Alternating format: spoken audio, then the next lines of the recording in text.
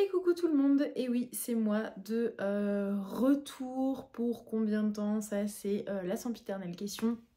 Mais toujours est-il qu'en ce 1er janvier j'avais envie de vous faire une petite vidéo puisque j'ai pas mal de choses dont je voulais vous parler. J'espère que vous allez toutes et tous très bien, que ces derniers mois ont été propices à de très belles lectures et de très belles découvertes. J'espère que vous avez passé de très belles fêtes de fin d'année et voilà, on se retrouve pour cette nouvelle année 2024. Je ne vais pas m'étendre plus longtemps, c'était un petit coucou rapide avant de vous présenter ce qui nous intéresse ici, à savoir des livres mais pas que.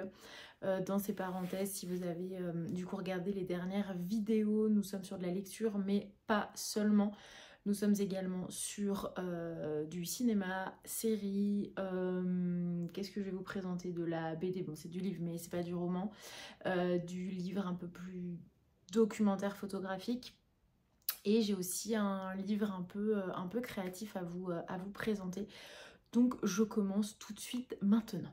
Vous connaissez depuis très longtemps maintenant ma ferveur, passion pour Patti Smith, chanteuse, poétesse, compositrice, écrivaine, enfin voilà, multiples talents. Je vais peut-être m'éloigner un peu de cette plante végétale avant de l'envoyer valser. Je vais faire attention. Et dernièrement sont parus, je ne sais même plus quand exactement, mais il me semble, du coup on peut dire l'année dernière, puisque nous sommes en 2024, juillet 2023, une saison en enfer d'Arthur Rimbaud. Hop, on va le mettre comme ça, je vais vraiment en fait envoyer valser cette plante. Je vais le mettre comme ça. Illustré par Patti Smith. Donc ce qu'il faut savoir, c'est qu'elle a découvert Arthur Rimbaud, Patti Smith, quand elle avait 16 ans, il me semble. Qu'elle a découvert Arthur Rimbaud par le biais du recueil d'une saison en enfer. Et que lorsqu'elle part vivre à New York, c'est l'un des rares livres qu'elle va emmener dans sa petite valise. Et c'est un livre, ce sont des poèmes qui la suivent depuis du coup son adolescence. Et elle a un amour pour cet écrivain français Arthur Rimbaud. Elle a même logé, il fut un temps, quand elle est allée sur les traces du poète à l'hôtel des étrangers où il a vécu un certain temps. Et du coup là, les éditions Gallimard ont édité ce magnifique immense ouvrage, voilà, par rapport à ma tête, sur les poèmes du coup d'Arthur Rimbaud, qui sont illustrés donc par, attendez, je vais voir si, voilà, par des dessins de Patti Smith. Donc ici un dessin. Nous allons avoir aussi des photographies, puisque Patti Smith adore la photographie. D'ailleurs, je vous conseille de suivre son compte Instagram qui s'appelle This is Patti Smith, et elle commence chacune de ses publications par This is, et après elle l'écrit sur la photo qu'elle a prise. Et j'aime beaucoup ces photos qui sont toutes à son image. Donc là, on est sur une photographie. Et bien entendu, elle a écrit une magnifique préface. On a les photos de la maison d'Arthur Rimbaud. On a les photos du revolver avec lequel Verlaine voulait tuer Arthur Rimbaud. Et il me semble d'ailleurs que... Ouais, non, elle l'a pas acheté le revolver parce qu'il a été vendu chez Christie's en 2016 et elle a pu le tenir dans ses mains et le prendre en photo. Il est juste là, ce petit pistolet qui a failli tuer Arthur Rimbaud. Donc voilà, c'est un livre que j'ai acheté très récemment avec mon mec, lui aussi fan de Patti Smith. Et en même temps on a acheté également, comment on peut appeler ça, voilà, elle a appelé ça un livre de jour, voilà, qu'on a juste ici. Si je l'approche, voilà, vous allez voir aussi, avec une photographie de Patti Smith que je trouve absolument magnifique, toujours édité chez Gallimard. Et en fait c'est un petit livre journalier où vous avez chaque jour des photos de Patti Smith qui sont légendées. Et voilà, des photos de Patti absolument magnifiques. Qu'est-ce que je pourrais... attendez, on va regarder, 1er janvier, qu'est-ce qu'elle a mis? Qu'est-ce qu'elle a mis au 1er janvier? Une nouvelle année se déploie, l'inconnu devant nous déborde de possibilités avec cette photographie face à la mer. Et c'est sa fille, il me semble, qui l'a convaincue, donc Jessie, qui l'a convaincue de réunir dans ce recueil des photographies qu'elle a notamment publiées sur son compte Instagram, This is Patti Smith. Voilà. Donc 2 très beaux ouvrages sur une femme que je vous conseille de découvrir si vous ne connaissez pas Patti Smith. Ses écrits, ses chansons aussi, on connaît bien entendu par cœur Because the Night, mais elle n'a pas fait que ce titre très connu, elle en a fait plein d'autres et elle a écrit de merveilleux ouvrages dont Just Kids, où elle parle de sa relation avec l'artiste Robert Mapplethorpe, livre que je vous conseille et vous le savez, c'est ma bible depuis très longtemps. Autre ouvrage qui n'est pas un roman, sur lequel j'ai complètement craqué, je suis complètement tombée, surtout par hasard, sur le compte Instagram de Zoé, je sais pas si on dit De Las Cases ou De Las Cases, je ne sais pas. C'est, voilà, ça s'écrit comme ça et c'est un livre qui s'appelle Le Bazar, édité aux éditions Hachette.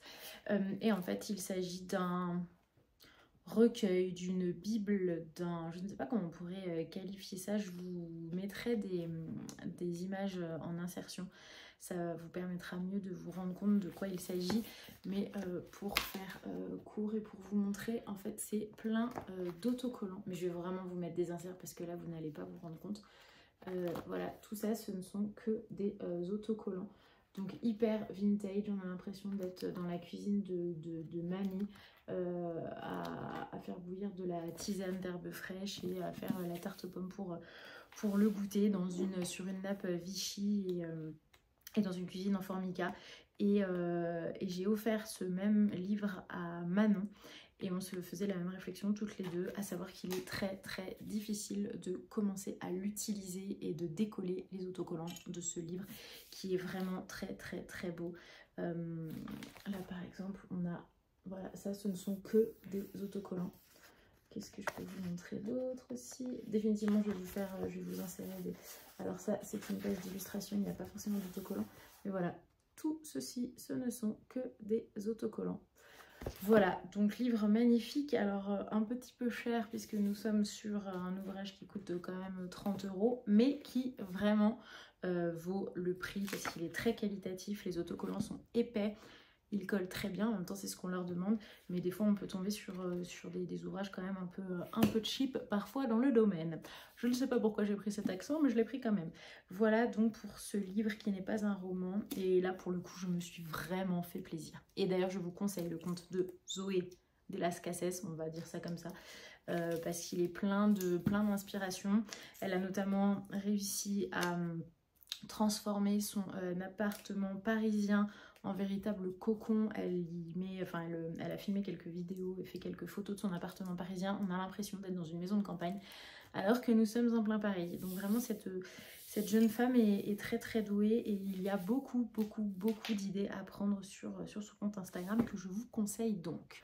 Je vous parlais de Manon à l'instant, les lectures de Manon, et bien entendu on ne passe pas à côté du traditionnel colis de Noël entre nous deux, et du coup forcément Manon m'a offert quelques livres, 3 très exactement, et elle a fait carton plein. On commence avec bien entendu l'une de ses autrices préférées, si ce n'est son autrice préférée, Virginie Grimaldi, et elle m'a offert Quand nos souvenirs viendront danser. Enfin en tous les cas, Virginie Grimaldi, depuis que je l'ai découverte grâce à Manon, j'aime beaucoup cette autrice, même si voilà ça fait partie des autrices où je sais qu'il faut que je sois prête pour le lire et je ne vais pas le sortir comme ça au hasard. Il faut vraiment que j'attende le bon moment. Là je vous lis rapidement le résumé. Donc il est question, peut-être que non je vais pas vous lire le résumé, si allez je vous lis le résumé rapidement, ouais en même temps je vais pas vous lire le résumé de tous les livres que je vais vous présenter. Bref, écoutez, je vous lis pas le résumé. Si vous voulez lire le résumé, je vous invite à aller sur internet tout simplement et taper le nom du roman, et dans tous les cas je vous en parlerai quand je l'aurai lu.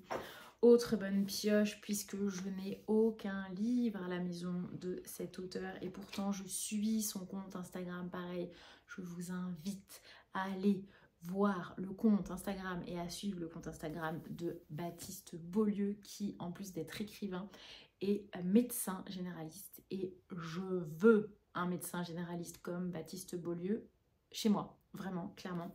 Alors, son compte Instagram, surtout ses stories, ne sont pas littéraires. Il partage en fait avec lui son quotidien de médecin généraliste et c'est un médecin généraliste qui est à l'écoute de ses patients, qui prend le temps, qui est médecin mais aussi psychologue parfois et qui se révolte contre des situations qu'il peut rencontrer avec ses patients et patientes surtout.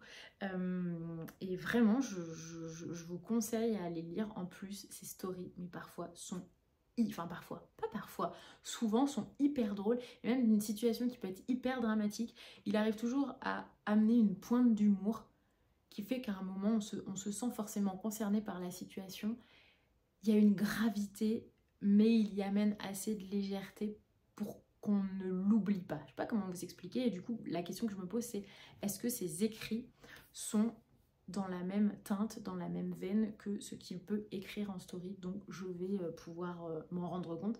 Là on est sur la balade de l'enfant gris, l'histoire de Joe, un jeune interne en pédiatrie à la personnalité fantasque, et l'histoire de No, un garçon de 7 ans attachant et joueur qui est atteint d'un mal incurable et qui ne comprend pas pourquoi sa maman ne vient pas le voir le plus souvent à l'hôpital. Et il y a aussi l'histoire de Maria en parallèle, qui est une mère secrète qui disparaît à l'autre bout du monde au lieu de rester au chevet de son fils.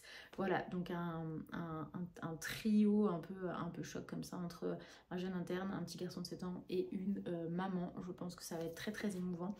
Et voilà, dites-moi si vous avez l'habitude des écrits de Baptiste Beaulieu, si vous le suivez aussi sur son compte Instagram. Et c'est rigolo, il y a des photos dans son roman. C'est rare de croiser des photos comme ça dans un roman, mais j'imagine que ce n'est pas anodin, n'est-ce pas?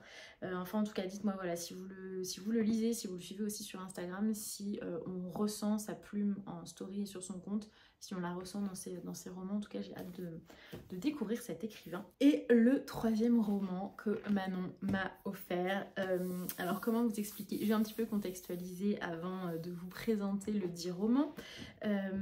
Vous n'êtes pas sans savoir que je suis complètement tombée en amour, si on peut dire, pour la saga des McCoy. Si vous ne connaissez pas la saga des McCoy, honte à vous, n'est-ce pas? Non, je rigole. Si vous ne connaissez pas la saga des McCoy, cependant, je ne peux que vous inviter à la découvrir. Et cette petite passion singulière m'a été gentiment rappelée récemment par Louise du compte L'ivresse de lire des livres, puisque avec NJ, Madame Chachali, elles ont commencé une lecture commune du tome 1 de la saga des McCoy. Et j'ai vraiment hâte d'avoir leur retour sur cette saga, puisque vous n'êtes pas aussi sans savoir que Manon l'a découverte grâce à moi, et que pourtant Manon ne lit absolument pas ce genre de roman, et elle l'a passionnément adoré. Bref, et il y a quelque temps, je suis tombée sur un vlog d'Estelle Petite Lectrice qui parlait d'un roman, donc ce roman qui est là, en disant que ça lui faisait beaucoup penser à l'univers des McCoy, et que pour ceux qui avaient adoré l'univers des McCoy, ils allaient adorer ce livre qui s'appelle L'héritier des Doyle, voilà, d'Erin Graham. Je vous laisse bien entendu admirer la couverture absolument sublime. Voilà, non, c'est vrai que la couverture elle est pas...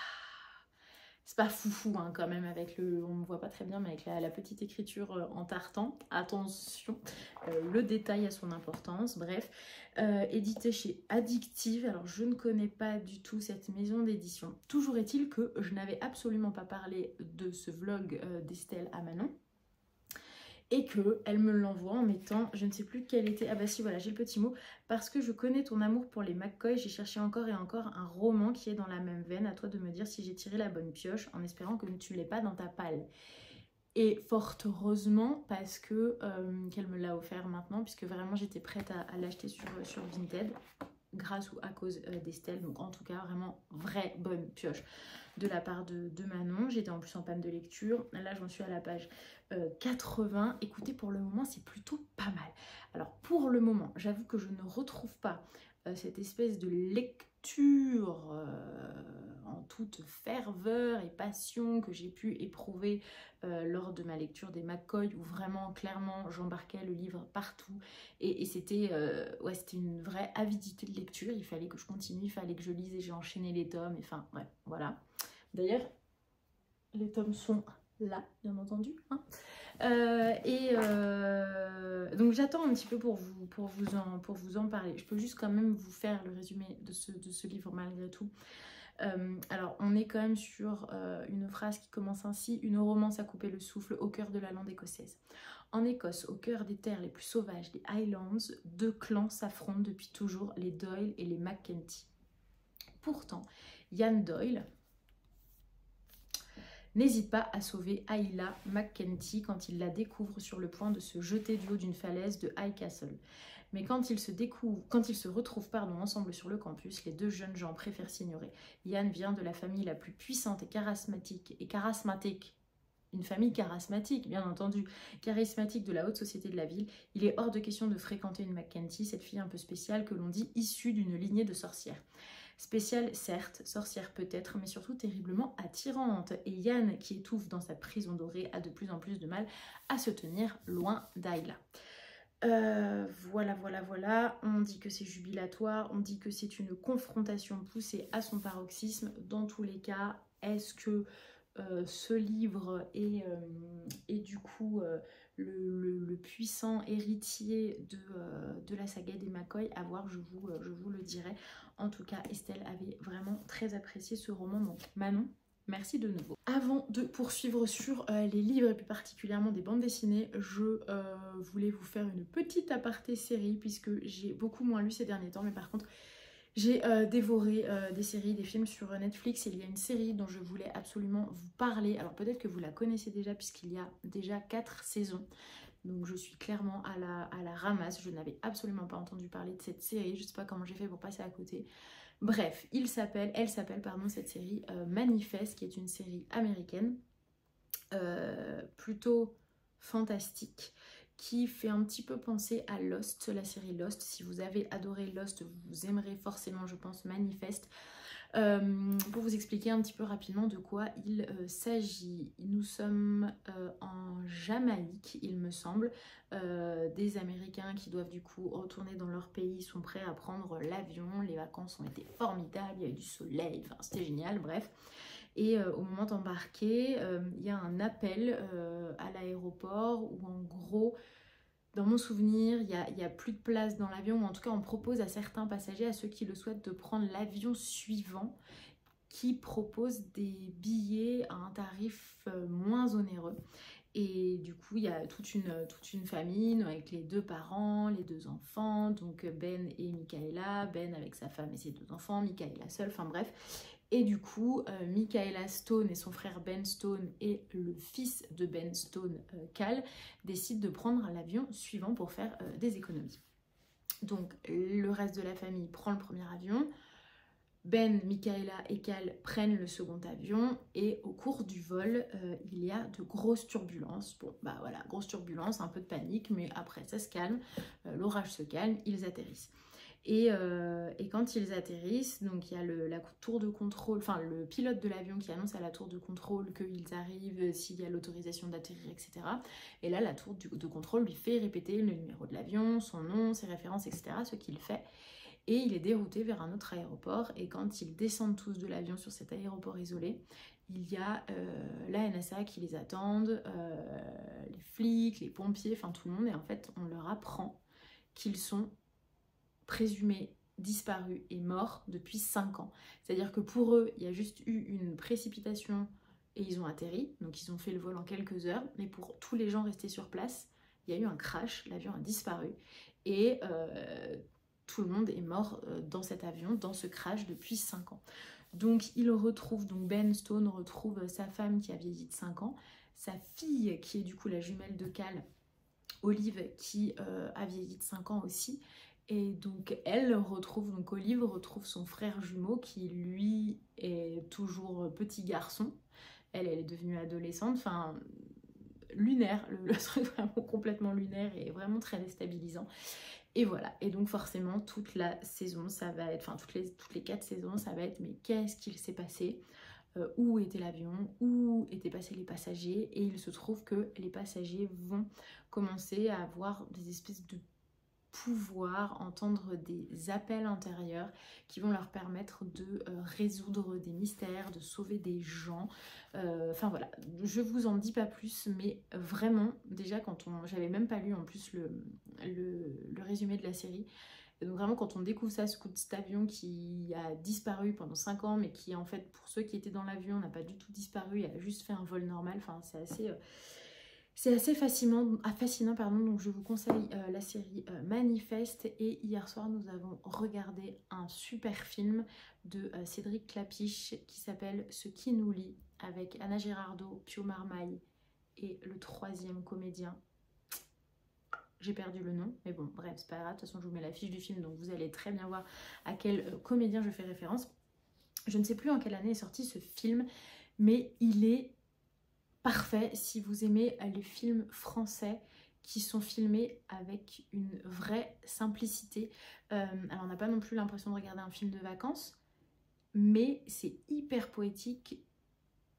Ça file comme une vie normale, sans accélération, on laisse passer les choses, on laisse passer le quotidien, on laisse passer... moi j'aime bien les films où le comédien prend le temps de boire son café, où on prend le temps de poser la tasse, où on prend le temps de mettre la caméra à l'extérieur pour observer ce qui s'y passe, où on marche derrière le comédien et on le laisse avancer et progresser. Enfin bref, j'adore ces films qui prennent leur temps sans forcément être longs, puisque le film dure 1h40 je crois. En fait il s'agit de 3 frères et sœurs. Donc il y a Jean, Jérémy et Juliette qui vivent en Bourgogne, qui ont passé leur enfance en Bourgogne puisque leurs parents détiennent plusieurs parcelles de vignes, et il se trouve donc que la maman décède, puis au début du film on apprend que le papa est malade et qu'il va décéder. Jean, qui était parti vivre en Australie, revient après 5 années sans avoir vu son frère et sa sœur, et bien entendu au décès du père, puisque le père décède vraiment tout au début, va se poser la question de que faire du domaine, comment régler les 500 000 € de droits de succession, et que faire de ce domaine où il y a plusieurs parcelles, des parcelles de premier cru, des parcelles de rouge, des parcelles de blanc, enfin... Et en fait, on découvre et c'est ce qu'on a trouvé absolument fascinant, la gestion d'un domaine viticole là en Bourgogne, avec les saisons qui passent, avec les questions qui se posent, à savoir par exemple, par un moment, on voit Juliette, donc Anna Girardot, qui est dans ses vignes et qui goûte plusieurs grappes de raisin, d'abord en bas du coteau, puis plus en haut, et a décidé de quand est-ce qu'on commence les vendanges. Est-ce qu'on les commence mardi? Est-ce qu'on attend 8 jours supplémentaires? Oui, mais pluie. Oui, mais si pluie, est-ce que finalement c'est néfaste? Mais attends, parce que demain, il y a du soleil annoncé et telle température, donc ça va un peu transformer, ça va épaissir la chair du raisin, etc. Enfin, bref, vraiment passionnant. Et du coup, c'est la vie quotidienne de vigneron, avec tout ce que ça comporte et toutes les difficultés que ça comporte. Et de qu'est-ce qu'on fait d'un tel héritage quand on est 3 jeunes gens avec des desiderata, des objectifs et des passions complètement différentes. Il est dispo sur Netflix, Ce qui nous lie, je vous le conseille vraiment, il est vraiment très beau, avec une très belle histoire familiale aussi, dans une fratrie où il y a 2 garçons, une fille, où il y a un aîné, où voilà, on sent que le père a projeté beaucoup de choses sur son fils et son fils l'a beaucoup déçu. Enfin, il y a aussi toutes ces questions de fratrie et de gestion familiale absolument pas simples du tout. Donc vraiment, ce qui nous lie, Cédric Clapiche. Des bandes dessinées, maintenant j'ai reçu 3 bandes dessinées récemment des éditions Glénat. J'ai reçu Une nuit avec toi, hop, je vous montre comme ça, de Maran Rakian, je ne sais pas comment on prononce ce nom. Pareil, je vous ferai des inserts, mais j'aime beaucoup les dessins de cette bande dessinée. Je vous l'avais déjà dit, mais les bandes dessinées, généralement, je les choisis pas forcément à l'auteur, mais surtout au dessin. Je suis très sensible au dessin. et je ne peux pas lire une bande dessinée, même si c'est un auteur que j'adore, je ne peux pas lire la bande dessinée si je n'ai pas un attrait, une sensibilité pour le dessin. Là, il s'agit de Brune, qui est une jeune Parisienne, qui croise souvent le regard des hommes, qui se retourne sur son passage. Une nuit, en rentrant de soirée, une connaissance lui propose de la déposer en voiture. Elle accepte. Que faire quand cet homme devient insistant? Brune n'a pas le temps de réfléchir quand elle se retrouve acculée. Prise au piège, elle ne sait pas comment s'en sortir. Ce sera le début d'une longue nuit d'angoisse, d'une course nocturne qui la précipitera dans un engrenage macabre, oh ouais, décidément. Polar sombre qui se meut en thriller oppressant. Une nuit avec toi soulève avec force et justesse un sujet d'actualité, le droit des femmes à disposer librement de leur corps, mais aussi la mise en doute de la parole des victimes. Je ne l'ai pas encore lu, mais en effet, vraiment d'actualité. Je ne sais pas si vous connaissez, n'hésitez pas à me dire. Autre livre, Il m'a volé ma vie, d'après le récit de Morgane Selliman. Attendez, je vais enlever le bandeau. Hop. Donc on est sur une BD comme ceci, avec des dessins beaucoup plus, comment dire, moins poétiques, beaucoup plus simplistes, mais pour autant que j'aime beaucoup, avec voilà un usage très limité de la couleur. Elles sont nombreuses chaque jour en France à subir des humiliations ou à essuyer les coups au sein du foyer conjugal.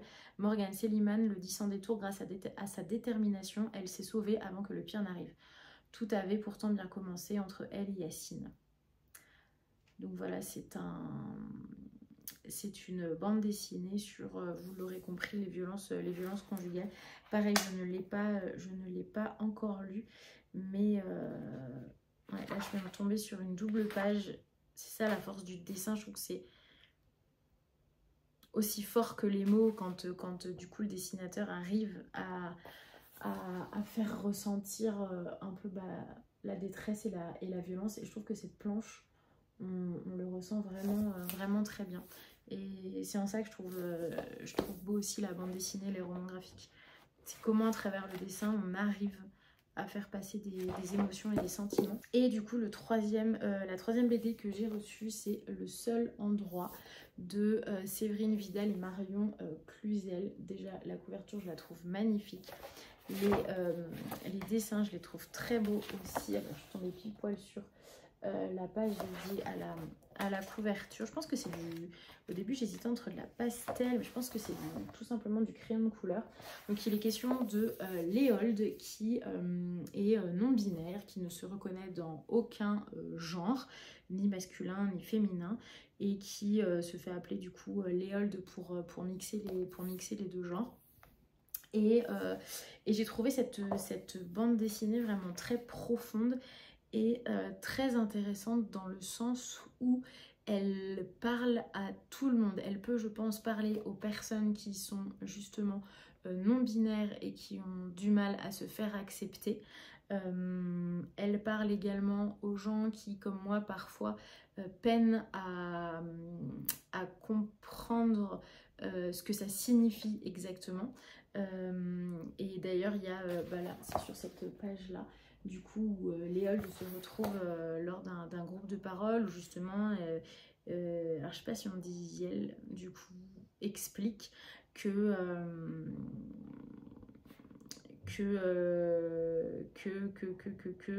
il, elle est gender fluide. Donc en gros non-binaire, et donc il y a quelqu'un qui dit c'est quoi cette bestiole, en français ça donne quoi? Donc elle explique je ne revendique aucun genre, je suis non-binaire, je ne voilà, je me reconnais dans aucun genre ou dans les deux, enfin bref. Et donc quelqu'un qui dit voilà que les jeunes c'est compliqué, que c'est casse-couille, enfin bref. Donc c'est assez intéressant. Et puis du coup lors de ce groupe, elle rencontre plusieurs personnes qui sont aussi, qui peuvent être dans une transition ou pas encore, qui se cherchent. Enfin, vraiment, je l'ai trouvée très intéressante. Et puis bien entendu, il y a toute la partie sexualité et amour, quand on rencontre quelqu'un qui forcément de prime abord ne sait pas qu'on est non-binaire et comment est-ce qu'on aborde ça avec cette personne-là? Est-ce qu'on se dévoile tout de suite? Est-ce qu'on se dévoile pas et on fait les choses très naturellement? Comment ça se déroule aussi avec les membres de la famille, avec la maman surtout, qui a donné naissance à un être qui est pour cette maman-là genré et qui du coup devient non-binaire. Enfin, bref, il y a toutes ces questions qui sont posées et qui sont forcément délicates à aborder parce que pas envie de faire comment dire, de faux pas dans la façon dont on s'exprime sur ces questions-là. Et du coup, il est plutôt bien fait et assez beau et le personnage est très courageux. Donc vraiment, si vous avez envie de lire une bande dessinée sur ces questions, je vous conseille Le Seul Endroit qui est passionnant et fascinant. Voilà pour les bandes dessinées. Ensuite, dernière petite catégorie, après je pense que je vous aurais parlé de tout. J'ai été retenue pour participer au Grand Prix des lecteurs Pocket 2024 et nous avons d'ores et déjà commencé à recevoir les livres que nous devons lire avant le mois d'avril. Donc j'ai reçu Monstre de Frédéric Richaud, j'ai reçu L'enterrement de Serge de Stéphane Carlier et j'ai reçu La fille de l'ogre de Catherine Bardon, voilà, juste ici. J'ai commencé, alors je suis très contente parce que c'est 3 livres que j'avais très envie de lire. Monstre, j'ai commencé par celui-ci que j'ai lu en 1h30, 2h sur un trajet entre Lyon et chez moi. J'ai adoré, d'ailleurs j'en ai fait une chronique sur Instagram si vous voulez aller voir. J'ai adoré ce petit livre, alors vraiment tout petit puisqu'il fait 180 pages. Il se lit à une vitesse folle et si vous aimez les romans d'histoire, ça va être carton plein pour vous. Je vous lis là pour le coup le résumé. Difforme, repoussante, horrible créature, pour qualifier Catherine Beauvais, dite Cato la borgnesse, les beaux esprits de la cour ne manquent pas d'imagination. Il faut dire qu'au palais du Louvre, sa laideur détonne au moins autant que son emploi. Lavandière du postérieur de la reine, c'est ainsi qu'on désignera ses talents pour soigner les flatulences et autres troubles digestifs d'Anne d'Autriche, de gloutonne notoriété. Âme sensible et savante née dans un corps de monstre, ceci est son histoire, celle de son ascension, car il n'y a jamais loin du bidet au trône. Du coup, c'est l'histoire de Catherine, qui est une petite fille qui naît en ayant un aspect relativement monstrueux. Et il se trouve qu'elle va être en partie élevée par sa grand-mère. Alors ça fait quelques semaines que je l'ai lu, donc j'espère bien me souvenir. Et cette grand-mère, du coup, est spécialiste dans le soin apporté aux gestions intestinales, on va dire ça comme ça. Et du coup, Catherine va devenir une experte en la matière, la matière fécale, si je puis dire. Et du coup, en fonction de la texture, de l'odeur, de la couleur, de la fréquence des sels, etc., déterminer quel est le mal dont souffre la personne. Et elle est tellement experte dans son domaine que, vous l'aurez compris, elle va devenir lavandière du postérieur de la reine Anne d'Autriche. Et du coup, voilà, c'est comme si elle était née dans la boue et que du coup, elle est élevée au rang de la personne la plus intime de la reine. Et du coup, il va lui arriver voilà quelques petits soubresauts, on va dire quelques petites aventures. Alors bien entendu, curieuse que je suis allée regarder si du coup cette personne avait vraiment existé. Catherine Beauvais, pardon. Je n'ai rien trouvé à son sujet, mais cependant quand on regarde dans les notes la bibliographie, on a dedans quelques romans relatifs, enfin quelques ouvrages pardon relatifs au lavement, aux mémoires de l'histoire de France, à des essais notamment de Montaigne. Enfin voilà, on a On a quelques références comme ça, mais je pense pour le coup que l'auteur Frédéric Richaud a littéralement tout inventé, même si clairement je vous avoue que je nourrissais quand même l'infime espoir que cette personne ait vraiment existé et que cette petite histoire de l'histoire de France ait vraiment existé. Et à la fois j'imagine qu'il y avait forcément des personnes pour un petit peu observer les postérieurs royaux et déterminer de quoi ils pouvaient souffrir. Donc voilà, j'ai beaucoup aimé, enfin vraiment c'était assez singulier comme roman. On peut dire que c'est un roman singulier mais qui est aussi enfin voilà, qui est bourré d'humour. Alors je sais que beaucoup de personnes diront mais hors de question que je lise un livre sur ces questions-là. Mais je pense qu'il faut juste passer au-dessus de ça vraiment. Puis c'est pas à vomir non plus, enfin, c'est pas répugnant en fait, c'est écrit quand même d'une jolie façon qui fait qu'on n'est pas quand même... c'est pas cash hein, à ce point-là et c'est quand même assez subtil, même si forcément à certains moments on comprend de quoi on parle, mais du coup c'est plutôt chouette et j'avais l'impression aussi à certains moments de lire comme un conte avec cette jeune fille qui est complètement difforme, qui est borgne et qui a une grande intelligence et son intelligence lui permet de pousser des portes auxquelles les personnes bien nées et très beaux n'auront jamais accès à cette époque. Donc vraiment, je vous le conseille, mais vraiment, monstre, comme son nom l'indique, de Frédéric Richaud. Là, je suis en train de lire du coup les Doyle et je pense que je vais lire ou L'enterrement de Serge derrière ou La fille de l'ogre. Je n'ai pas encore décidé de la suite de mes lectures. Voici pour cette vidéo de ce début d'année. J'espère qu'elle vous aura plu. J'espère que vous commencerez l'année avec de très belles lectures. Et puis comme d'habitude, hein, n'hésitez pas à laisser un petit commentaire, à me dire voilà ce que vous êtes en train de lire, comment vous allez. Et puis écoutez, j'espère qu'on se retrouve bientôt pour une nouvelle parenthèse à partager. Et je vous dis à très vite et une très belle semaine.